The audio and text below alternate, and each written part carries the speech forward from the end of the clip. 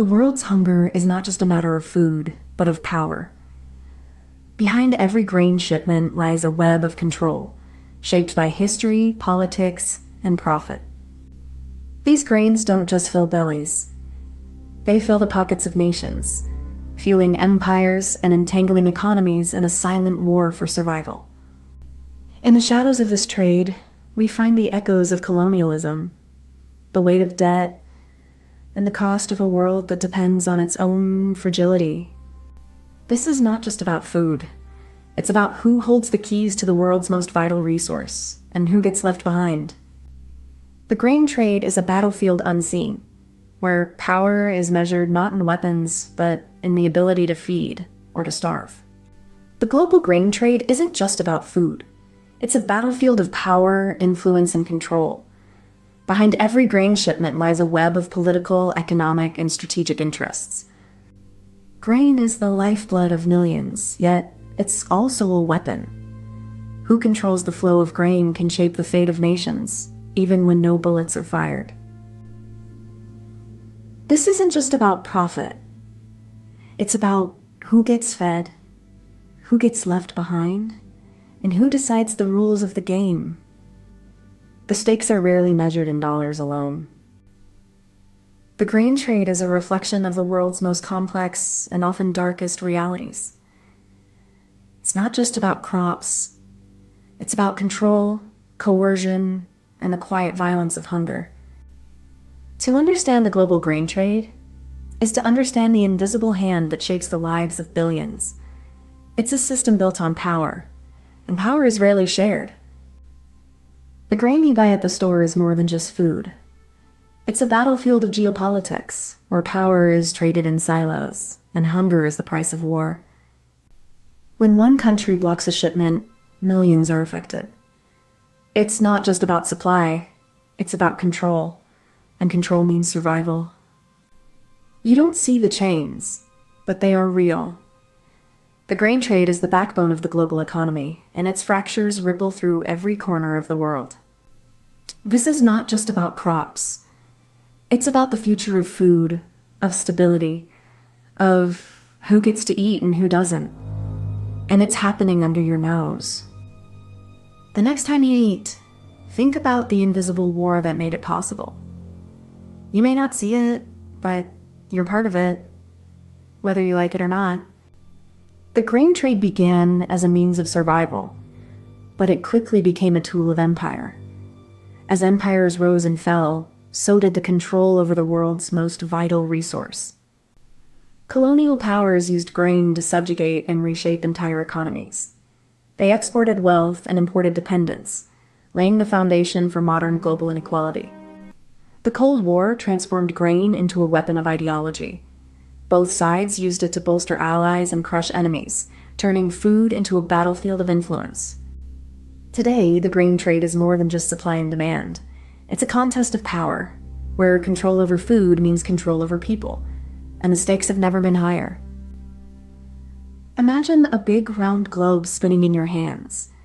Now, picture a tiny grain of rice falling from the top, and it lands in a faraway country that needs it. That grain is a tiny battle over power and survival. Some countries grow grain, and some don't. The ones that don't have to fight for it, just like you have to fight for your toys. But this fight isn't just about food. It's about control and who gets to decide. These deals can last for years, shaping who eats and who starves. It's not just about hunger.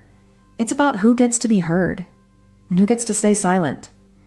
So when you eat your rice or bread, remember it's not just food. It's a story of who got to hold the grain and who didn't. That's the hidden battle behind every bite. The global grain trade begins with the land, where the seeds of power are sown in the soil. Farmers, often small-scale and struggling, produce the crops that feed the world, yet their voices are drowned out by the machinery of trade. Behind the scenes, vast agribusiness corporations own the land, the seeds, and the infrastructure that moves the grain. These companies control more than just crops. They control the very food supply of nations. The logistics of moving grain are massive. From the fields to the ports, The movement of grain is a constant rhythmic flow that dictates the lives of millions. It's not just about food, it's about influence. Each grain shipment is a silent act of power. It's a way to shape economies, control markets, and, in some cases, even influence political outcomes.